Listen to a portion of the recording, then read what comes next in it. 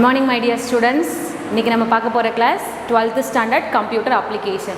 Last class computer applicationல 18 chapter இருக்கு. அதுல first chapter பாத்தீங்கன்னா computer applicationல multimedia and desktop publishingல என்னென்ன இருக்கு, multimediaனா என்ன, அதோட introductionலாம் பார்த்தோம், multimediaோட definition பார்த்தோம். Next என்ன பார்த்தோம்னா component of multimedia. So multimedia பாத்தீங்கன்னா major 5 components: text, images, sound, video and animation. So இந்த மாதிரி major component இருக்கு. அதுல பாத்தீங்கன்னா static element, dynamic element அப்படினு பிரிச்சிருக்காங்கன்னு பார்த்தோம். அதுல static பாத்தீங்கன்னா text, graphics. இதுல பேசிக்கா இருக்கிற text பார்த்தோம்.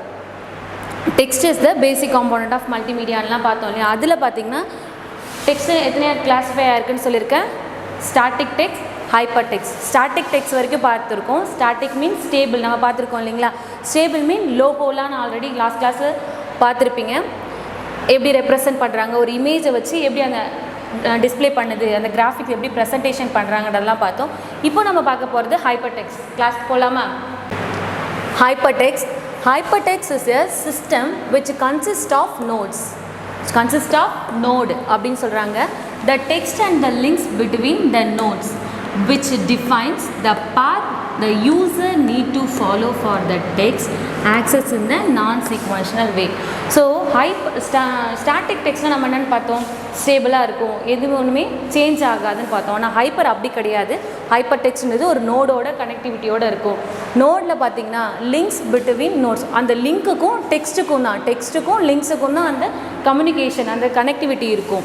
நெக்ஸ்ட்டு பார்த்தீங்கன்னா which define the path the user need. User என்ன மாதிரி வேவில் வேணாலும் அதை நம்ம கால் பண்ணிக்கலாம். எனக்கு இந்த இப்போ நான் கூகுள் சர்ச் இன்ஜின் போய்ட்டு நான் ஏதோ சர்ச் பண்ணுறேன்னு வச்சுக்கோங்க. ஃபஸ்ட்டு நான் ஒரு வயலட் கலரில் ஒரு இப்போ கூகுளில் நீங்கள் சர்ச் பண்ணிங்கன்னு வச்சிங்களேன், அந்த சர்ச் இன்ஜின் நமக்கு ஏதாவது ஒரு வெப்சைட் போட்டு நீங்கள் சர்ச் பண்ணுறீங்கன்னா ஃபஸ்ட்டு எடுத்தோடனே ஒரு லிங்க், ஒரு வயலட் கலர் லிங்க் வரும். அதுக்கு கீழே க்ரீன் கலர் லிங்க்லாம் பார்த்துருப்பீங்க. ஸோ இதெல்லாம் யார் இந்த ஸ்ட்ரக்சர்லாம் இது பண்ணியிருப்பாங்கன்னா அந்த சர்ச் இன்ஜின்ஸ் தான். அந்த பாத், எந்த பாத் நமக்கு யூசர் என்ன கேட்குறாங்களோ அதை பொறுத்து தான் என்ன பண்ணும், அதை ஃபஸ்ட்டு யார் வருவாங்க, செகண்ட் என்ன வரணும் அப்படின்றது எல்லாமே கொடுத்துருக்கிறது. which define the path user need to follow. User என்ன சொல்கிறாங்களோ அதை வச்சு தான் அதை என்ன பண்ணும், ஃபாலோ பண்ணும். for the text access in the non-sequential way. Text வந்து பார்த்திங்கன்னா நமக்கு ரிலேட்டடாக ஒரு இன்ஃபர்மேஷன் கொடுத்துருப்பாங்க, அடுத்ததில் வேறு வெப்சைட் இருக்கும், அதுக்கடுத்து வேறு வெப்சைட் இருக்கும். இது எல்லாமே ஒன்றோட ஒன்று ரிலேட்டிவிட்டி இருந்தாலும் இருக்கலாம், இல்லாமலும் போகலாம். ஸோ இது எல்லாமே நான் சீக்வென்ஷியல் வேல தான் இருக்கும் அப்படின்னு சொல்கிறாங்க. The author of the working system created this structure. யார் அங்கே ஆத்தராக இருக்கிறாங்களோ அவங்க தான் இந்த ஸ்ட்ரக்சரை கிரியேட் பண்ணுறாங்க. The author of the working system created this structure. எதுக்கு அடுத்து எது வரணும், எந்த லிங்க்குக்கு அடுத்து எந்த லிங்க்கு கொடுக்கணும் அப்படின்றது எல்லாமே அந்த ஒர்க்கிங் சிஸ்டம் தான் கிரியேட் பண்ணுது. Next, the user is permitted to define their own parts in more sophisticated hypertext system. அதே மாதிரி பார்த்திங்கன்னா அவங்க என்ன தான் ஸ்ட்ரக்சர் கொடுத்துருந்தாலும் யூசர் எந்த லிங்க்கை கிளிக் பண்ணுறது யூசரை பொறுத்து தான். எனக்கு இந்த லிங்க், அவங்க 10 லிங்க் கொடுத்துருக்காங்க, பட் எனக்கு இதில் எதுவுமே பிடிக்கல, நான் வேறு பேஜ் போய் பார்க்குறேன்றது யூசரை பொறுத்து தான். யூசர் என்ன திங்க் பண்ணி அவங்களோட பார்த்து எது வேணுமோ அவங்க கிளிக் பண்ணி போகலாம் அப்படின்னு சொல்கிறாங்க. The user is provided with the flexibility and choice to navigate in hypertext. யூசருக்கு பார்த்திங்கன்னா அந்த ஃப்ளெக்சிபிலிட்டி கொடுக்குறாங்க. யூசர் என்ன வேணுமோ அதை கிளிக் பண்ணி அந்த லிங்க்குள்ளே அவங்க போய்கிட்டே இருக்கலாம். அதே மாதிரி நேவிகேட் இந்த ஹைப்பர்டெக்ஸ்ட், எந்த ஹைப்பர்டெக்ஸ்ட்டாக அவர் லொக்கேட் பண்ணுறாரு அப்படின்றது எல்லாமே யூசருக்கு ஃப்ளெக்சிபிளாக ஹைப்பர்டெக்ஸ்ட்டில் கொடுத்துருக்காங்க. Next, in a multimedia product text is used to convey the information and must be placed at the appropriate position in order to obtain the well formatted sentence and paragraph. இப்போ ஒரு நீங்கள் search பண்ணுறீங்க, ஒரு இன்ஃபர்மேஷனுக்காக search பண்ணும்போது alignment மாதிரி இப்போ இதே மாதிரி ஒரு ஃபார்மேட்டில் இருந்தால் தான் உன்னால் அதை ஈஸியாக படிச்சிக்க முடியும், புரிஞ்சிக்க முடியும். இப்போ பார்த்தீங்கன்னா ஃபஸ்ட் லைனில் இருக்குது, இந்த லைனுக்கும் இந்த லைனுக்கும் எவ்வளோ கேப்ஸ் இருக்குது பார்த்தீங்களா, இந்த லைன் ஸ்பேஸ் இருக்குது இல்லையா, இந்த அளவுக்கு லைன் ஸ்பேஸ் இருந்தால் தான் அடுத்த லைனில் என்ன சொல்கிறாங்க அப்படின்றது உனக்கு தெளிவாக தெரியும்.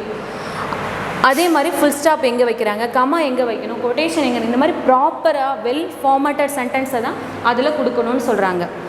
Next, the readability of the text depend on the spacing and punctuation. அதே மாதிரி ஒரு பஞ்சுவேஷன் ஆகட்டும், ஸ்பேஸ் எல்லாமே வெல் ஃபார்மேட்டடாக இருக்கணும். இந்த பேராகிராஃப் முடியுதுன்னா இப்போ வெல் ஃபார்மேட்டட், நடுவில் ஒரு ஐஃபன் வைக்கணும். இந்த சென்டென்ஸ் அண்ட் பேராகிராஃப்க்கு அப்புறம் ஒரு ஃபுல் ஸ்டாப்லாம் வைக்கிறாங்க இல்லையா, அதே மாதிரி ஒரு லிங்க் நம்ம என்ன கிளிக் பண்ணாலும் அதுக்கு இன்ஃபர்மேஷன் கொடுக்கும்போது யூசர் அவங்களுக்கு புரிகிற மாதிரி இருக்கணும், ஃப்ளெக்சிபிளாக இருக்கணும். அப்படின்றதுக்காக தான் the readability of the text depend on the spacing and punctuation. The message communication is more appropriate with improved font and style. அதே மாதிரி ஒரு மெசேஜ் கம்யூனிகேட் பண்ணும்போது ஃபாண்ட்டும் ஸ்டைலும் ரொம்ப இம்பார்ட்டன்ட் சொல்கிறாங்க. ஏன்னா எங்கே எதை வைக்கணும், எங்கே கொட்டேஷன் வைக்கணும், எங்கே ஸ்பேஸ் வைக்கணும், இது எல்லாமே தெரிஞ்சு வெல் ஃபார்மேட்டட் சென்டென்ஸாக கொடுத்தா தான் ஹைப்பர் டெக்ஸ்ட் யூசருக்கு புரியும். யூசர் எந்த அளவுக்கு அட்ராக்ட் பண்ணணுமோ அப்போ தானே அவங்க அதிகமாக யூஸ் பண்ண ஆரம்பிப்பாங்க. சரிங்களா? அடுத்து நம்ம பார்க்க போகிறது ஹைப்பர் டெக்ஸ்ட்டோட எக்ஸாம்பிள் இமேஜ் கொடுத்துருக்காங்க. நெக்ஸ்ட் பேஜ் பார்த்து. ஸோ இந்த எக்ஸாம்பிள் பார்த்தா உங்களுக்கு புரியும்னு நினைக்கிறேன். ஐஎம் ஏ வெப் பேஜ் அப்படின்னு ஒரு லிங்க் ஏதோ நமக்கு கொடுத்துருக்காங்க, அதுக்குள்ளே போகுது. எ லிங்க் அப்படின்னு கொடுத்துருக்கேன். இதுதான் நோடு. இந்த நோடை கிளிக் பண்ணும்போது ஆட்டோமேட்டிக்காக அது வேறு ஒரு பேஜ் போகுது. ஸோ இந்த நோடை கிளிக் பண்ணும்போது வேறு ஒரு பேஜ் போகுது இல்லையா? அதான் டெக்ஸ்ட்டுக்கும் இந்த நோடுக்கும் தான் இங்கே கனெக்டிவிட்டி இருக்கும். இந்த டெக்ஸ்ட் இருக்குது, இந்த டெக்ஸ்ட்டில் ஒரு நோட் கனெக்ட் பண்ணியிருக்காங்க. ஸோ அந்த லிங்கை கிளிக் பண்ணும்போது அது வேறு ஒரு வெப் பேஜ் போகுது. இதுதான் ஹைப்பர் டெக்ஸ்ட். ஓகேங்களா? நெக்ஸ்ட் நம்ம பார்க்க போகிறது image. So already component of மல்டிமீடியாவில் text, image, animation, video, audio பார்த்துக்கிட்டு இருக்கோம். இதில் பார்த்திங்கன்னா இப்போது நம்ம செகண்டாக பார்க்க போகிறது இமேஜ் பார்க்க போகிறோம். இமேஜ்னாலே நீங்கள் எல்லாமே தெரிஞ்சிருக்கும்னு நினைக்கிறேன். ஆல்ரெடி எல்லாருமே யூஸ் பண்ணியிருப்பீங்க. உங்கள் மொபைல்ஸ்லாம் இருக்கட்டும், லேப்டாப்ஸ் எல்லாமே இமேஜஸாக எடுத்து பிக்சர்ஸ் எடுத்து ஸ்டோர் பண்ணி வைப்பீங்க. ஸோ அது எப்படி ஃபார்மேட்டில் ஸ்டோர் ஆகுது அதெல்லாம் உங்களுக்கு எதுவும் தெரியாது. இந்த வேர்டெல்லாம் நீங்கள் நிறைய பார்த்துருப்பீங்க. ஜிஃப், டிஃப், ஜேபேக் அப்படின்ற இமேஜஸ்லாம் உங்களோட மொபைலில் பார்த்துருப்பீங்க. என்ன மாதிரி இந்த ஜிஃப்ன்றதுலாம் ஒரு அனிமேட்டட் ஒரு இமேஜ் வந்து பார்த்திங்கன்னா ரொட்டேட் ஆகிட்டே இருக்கும். அதை ஜிஃப்னு சொல்லுவோம். டிஃப், ஜேபேக் அப்படின்றதுலாம் ஃபைல் ஃபார்மேட், இமேஜஸ் ஸ்டோர் பண்ணுற ஃபைல் ஃபார்மேட்டுன்னு சொல்லுவோம். இது எப்படி இங்கே ஸ்டோர் பண்ணுறாங்க, இமேஜஸை என்னமா கிளாஸிஃபை பண்ணியிருக்காங்க அப்படின்னு பார்க்கலாம். Images acts as a vital component in multimedia. So இது பார்த்திங்கன்னா இதுவும் ஒரு காம்போனண்ட்டில் பேசிக் காம்போனண்ட்டாக சொல்கிறாங்க. டெக்ஸ்ட் எவ்வளோ இம்பார்ட்டனோ அதே மாதிரி இமேஜ் வந்து டைனமிக்ஸ் எலமெண்ட்டில் வரும். Thus images are generated by the computer in 2 ways. கம்ப்யூட்டரில் ஸ்டோர் பண்ணுறதுல டூ வேல ஸ்டோர் பண்ணுறாங்க. ஆஸ் பிட்மேப் ஆர் ராஸ்டர் இமேஜஸ்ன்னு சொல்லலாம். பிட்மேப் இமேஜஸ்னால் பிக்சலில் இருக்கிறது. நீங்கள் ஒரு இமேஜஸை ஜூம் பண்ண பார்த்தீங்கன்னா அந்த பிக்சலாக இதாகும். பார்த்துருக்கீங்களா? டின்னி டாட்ஸாக இருக்கும். அதெல்லாம் பிக்சல் கொடுக்குறது எல்லாமே பிட்மேப் இமேஜஸ்ன்னு சொல்லுவாங்க. ராஸ்டர் இமேஜஸ்லாம் இந்த மாதிரி ஃபைல் ஃபார்மேட்டில் ஸ்டோர் பண்ணுறது. இந்த மாதிரி ஸ்டோர் பண்ணுறது எல்லாமே ராஸ்டர்ஸ் இமேஜஸ்ன்னு சொல்லுவாங்க. As vector images, bitmap image or raster இமேஜஸ்ன்னு சொல்லலாம். அண்ட் ஆஸ் வெக்டார் இமேஜஸ்னால் மேத்தமெட்டிக்கல் கேல்குலேஷன்ஸ் யூஸ் பண்ணுறது எல்லாமே. மேத்தமெட்டிக்கல்னால் ரெக்டாங்குலராக இருக்கணுமா, இல்லை வந்து சர்க்கிள் எதில் வேணும் அப்படின்றது இமேஜை ஃபார்மேட் பண்ணி ஸ்டோர் பண்ணுறது எல்லாமே வெக்டார் இமேஜஸில் வரும். ஸோ ராஸ்டர் ஆர் பிட்மேப் இமேஜஸ்னால் என்னென்னு பார்க்கலாம். The common and comprehensive form of storing images in a computer is raster or bitmap images. So கம்ப்யூட்டரில் ஒரு மேக்ஸிமம் ஸ்டோர் பண்ணுற இமேஜஸ் எல்லாமே எப்படி தான் இருக்குன்னா ராஸ்டர் ஆர் பிட்மேப் இமேஜஸாக தான் இருக்கும். ஏன்னா ஈச் அண்ட் எவ்ரி பிக்சருமே பார்த்திங்கன்னா பிக்சலாக டிரைவ் ஆகிக்கிட்டே இருக்கும். நீங்கள் பார்த்தோன்னா எவ்வளோ ஜூம் பண்ணுறோமோ அவ்வளோக்கு டின்னி டாட்ஸ் நமக்கு தெரிஞ்சுக்கிட்டே இருக்கும். Next bitmap is a simple matrix of the tiny dots. நான் ஆல்ரெடி சொல்லியிருந்தேன். பிக்சல் எல்லாமே நீங்கள் 11th ஸ்டாண்டர்டில் படிச்சிருப்பீங்கன்னு நினைக்கிறேன். பிக்சல்னால் என்ன அது எல்லாமே நீங்கள் ஃபஸ்ட் சாப்டர்லேயே படிச்சிருப்பீங்க. Is a simple matrix of the tiny dots called pixel that form a raster or bitmap images. இது முழுக்க என்னது, அந்த டின்னி டாட்ஸை வச்சு ரெப்ரசென்ட் பண்ணுற இமேஜஸ் எல்லாமே raster or bitmap imagesன்னு சொல்கிறாங்க. Each pixel consist of 2 or more colour. ஒவ்வொரு பிக்சலுக்குமே என்ன இருக்கும், 2 or more கலர்ஸ். ஒரு கலர் இருக்கும், இல்லை 2 கலர் இருக்கணும் அப்படின்னு சொல்கிறாங்க. ஈச் பிக்சல் ஒரு பிக்சலுக்கு ஒரு கலர் இருக்கும். அதை ரெப்ரசென்ட் பண்ணி தான் அந்த இமேஜ் வந்து பார்த்திங்கன்னா நமக்கு இமேஜாக நமக்கு தெரியும். Based on how much data in bits is used to determine the number of colors, the color depth is determined. இதே மாதிரி பார்த்திங்கன்னா ஒரு பிக்சலுக்கு ஒரு கலர் நம்ம சொல்கிறோம் இல்லைங்களா. அது பிட் கால்குலேஷன்லாம் நீங்கள் செகண்ட் சாப்டரில் நம்பர் சிஸ்டமில் பார்த்துருப்பீங்க. 2^8 2^6 பார்த்துருக்கீங்களா. பிட் கால்குலேஷன் எவ்வளோ ஆக்குப்பை பண்ணிக்கும் அப்படின்றது எல்லாமே அதே தான் சொல்கிறாங்க. 1 bit is 2 colors. ஒரு பிட்டுக்கு 2 கலர்ஸ் இருக்குது. 4 bit means 16 கலர். எப்படி 4 bitனா 16 கலர். 8 bits indicates 256 colour. நம்ம இதெல்லாம் பார்த்தோம் இல்லையா. 2^2 இந்த பிட் கால்குலேஷன் எல்லாமே 11th ஸ்டாண்டர்டில் நீங்கள் பார்த்துருப்பீங்க. ஸோ இந்த கால்குலேஷன் தான் 2^8னா 2^8 = 256 கலர். இதெல்லாமே இந்த கால்குலேஷன்லாம் நீங்கள் 11th படித்ததை ரீகால் பண்ணி பாருங்கள். ஸோ அதை தான் சொல்கிறாங்க. 1 பிட் கலரில் பார்த்திங்கன்னா 2 கலர்ஸ் இருக்குது. 4 bitனா 16, 8 bit means 256 colour. So 2^8 = 256. So இதுதான் சொல்கிறாங்க. நெக்ஸ்ட் நம்ம பார்க்க போகிறது vector images. Drawing element or object such as a lines, rectangle, circle and so on to create an imager or based on the vector images. இப்போ பார்த்தீங்கன்னா ஒரு object நம்ம இந்த டாம் அண்ட் ஜெரிலாம் சொல்லுங்க, அது ஒரு பிக்சர், ஒரு ஆப்ஜெக்ட் இருக்குது.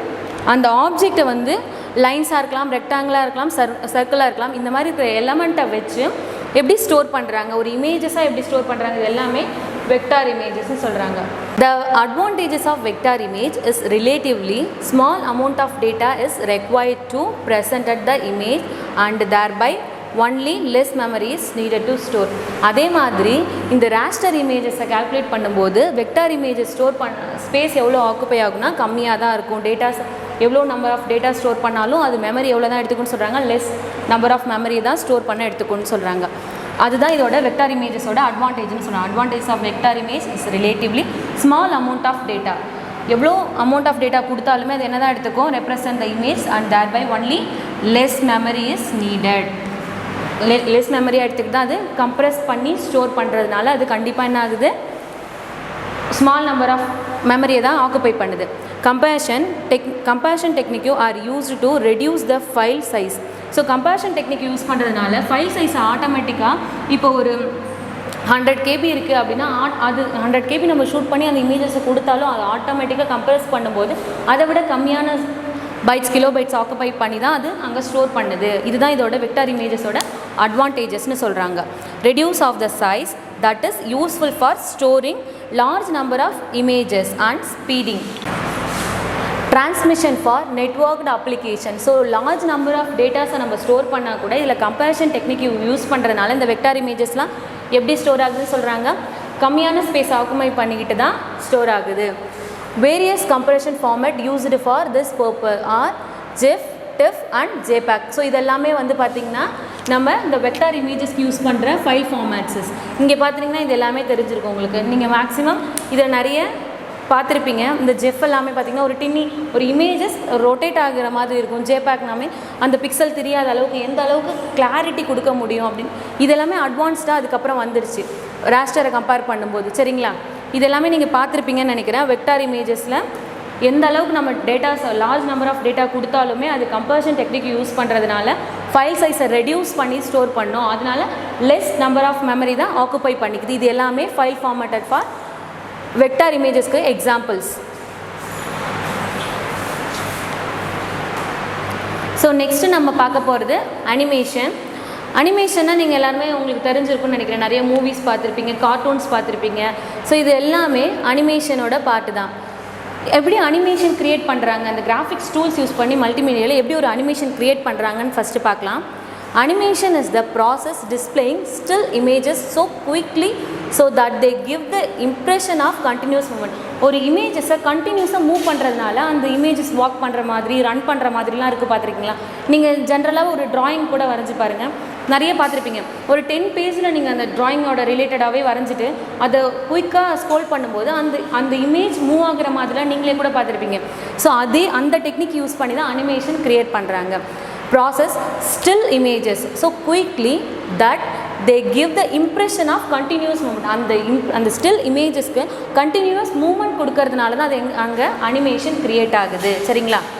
In animation the screen object is a vector image. So இதில் பார்த்தீங்கன்னா அனிமேஷனுக்கு யூஸ் பண்ணுற இமேஜஸ் எப்படி அந்த ஆப்ஜெக்ட் யூஸ் பண்ணால் வெக்டார் இமேஜஸாக யூஸ் பண்ணுறாங்க. In animation using numerical transformation for movement of that image along this path is calculated for their defining coordinates. அதே மாதிரி பார்த்திங்கன்னா நியூமரிக்கல் எந்த அளவுக்கு எவ்வளோ நம்பர் ஆஃப் இமேஜஸ் கொடுக்கணும் இந்த அனிமேஷனுக்கு. இப்போ நான் 20 ஃப்ரேம் எடுக்க போகிறேன்னா இல்லை 25 ஃப்ரேம் எடுக்க போகிறேன்னான்றது ஆஸ் யூஸராக இருந்து டெவலப்பராக இருந்து நான் எல்லாத்தையும் எடுத்து வச்சுக்கிட்டு கண்டினியூஸ் மூவ்மெண்ட் கொடுத்து அதுக்கு இம்ப்ரெஷன் கொடுக்கும்போது ஆட்டோமேட்டிக்காக என்ன ஆகும், அங்கே அனிமேஷன் க்ரியேட் ஆகுது அப்படின்னு சொல்கிறாங்க. Next the least frame rate of at least 16 frame per second give the impression of smoothness and for natural looking it should be at least 25 frame per second. So அதே மாதிரி பார்த்திங்கன்னா 16 frame, அப்போ ஒரு செகண்டுக்கு per செகண்டுக்கு 16 ஃப்ரேமை continuous movement கொடுக்கறதுனால தான் அங்கே வந்து அனிமேஷன் க்ரியேட் ஆகுது. அது வந்து ஸ்மூத்தாகவும் நேச்சுரல் லுக்கிங் கொடுக்கணும்னா அட்லீஸ்ட் எத்தனை ஃப்ரேம் வேணும்னு சொல்கிறாங்க, 25 ஃப்ரேம் வேணும்னு சொல்கிறாங்க.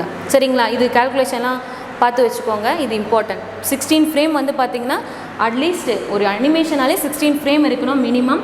மேக்ஸிமம் அது நேச்சுரல் லுக் கொடுக்கணும்னா நமக்கு 25 ஃப்ரேம்ஸ் இருக்கும். அந்த 25 ஃப்ரேம்ஸை கண்டினியூஸ் மூவ்மெண்ட் கொடுக்கறதுனால தான் அங்கே அனிமேஷன் க்ரியேட் ஆகுது. பர் செகண்டுக்கு, ஒரு செகண்டுக்கு இதெல்லாமே. Animation maybe in 2 or 3 dimension. So இதில் பார்த்தீங்கன்னா அனிமேஷன் 2 டைமென்ஷனும் இருக்குது, 3 டைமென்ஷனும் இருக்குது. The 2-dimensional animation bring an image alive that occurs. So இப்போ 2 டைமென்ஷனல் அப்படின்னா எக்ஸ்னு ஒரு ஆப்ஜெக்ட் இருக்க போது ஒய்னு ஒரு ஆப்ஜெக்ட் இருக்கும். இப்போ 3 டைமென்ஷனாக x comma y comma z. அப்போது 2 ஆப்ஜெக்ட் கண்டினியூஸ் மூவ்மெண்ட் பண்ணால் இங்கே 2 டைமென்ஷனல். ஸோ 3 டைமென்ஷனல் போது x comma y comma z. So இதெல்லாம் தான் அனிமேஷனோட வெக்டர் கால்குலேஷன் சொல்கிறாங்க.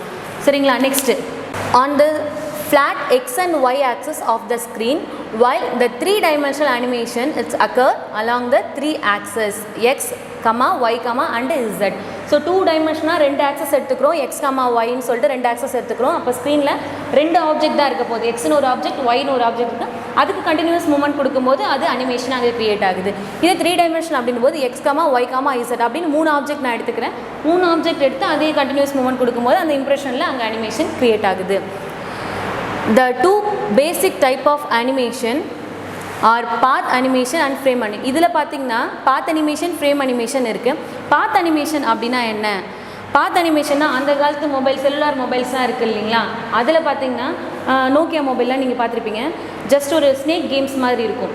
அந்த ஸ்னேக் கேமில் என்ன இருக்கும், ஜஸ்ட் 2 ஆப்ஜெக்ட், ஒரு ஸ்னேக்னு ஒரு ஆப்ஜெக்ட் இருக்கும், எக்னு ஒரு ஆப்ஜெக்ட் இருக்கும். அந்த 2 ஆப்ஜெக்ட் மட்டும்தான் மூவ் ஆகும், பேக்ரவுண்டில் எதுவுமே மூவ் ஆகாது. இதுவே ஃப்ரேம் அனிமேஷன் அப்படின்னும் போது இப்போ நீங்கள் ப்ளே பண்ணிகிட்டு இருக்கீங்க இல்லையா, பப்ஜியிலேருந்து தென் வேறு என்ன டெம்பிள் ரன் எல்லாம், ஆப்ஜெக்ட்டும் மூவ் ஆகும், சைமல்டேனியஸாக பேக்ரவுண்டும் மூவ் ஆகும். இது எல்லாமே பாத் அனிமேஷன், ஃப்ரேம் அனிமேஷன் பார்க்க போகிறோம். ஸோ இதை next okay students, today character, knowledge, confidence. SRK Higher Secondary School, curriculum Pakam. I love my school, SRK. Best of the best is SRK. Bright future means SRK. Quality education SRK. Knowledge forever, last forever. Faithful friends to see the posture. Lovely teachers and wisdom. What's the culture we will start? I love my school, SRK. Best of the best is SRK. Bright future means SRK. Quality education SRK. Admission is going on from pre-KG to 12th standard. Group A1A, Maths, Physics, Chemistry, Biology. Group A1B, Physics, Chemistry, Computer Science and Biology. Group A2, Maths, Physics, Chemistry and Computer Science. Group A3, Accountancy, Economics, Commerce and Computer Application. SRK Higher Secondary School, 45/7, Dillianur Main Road, Karikalam Bakam, Puducherry 7.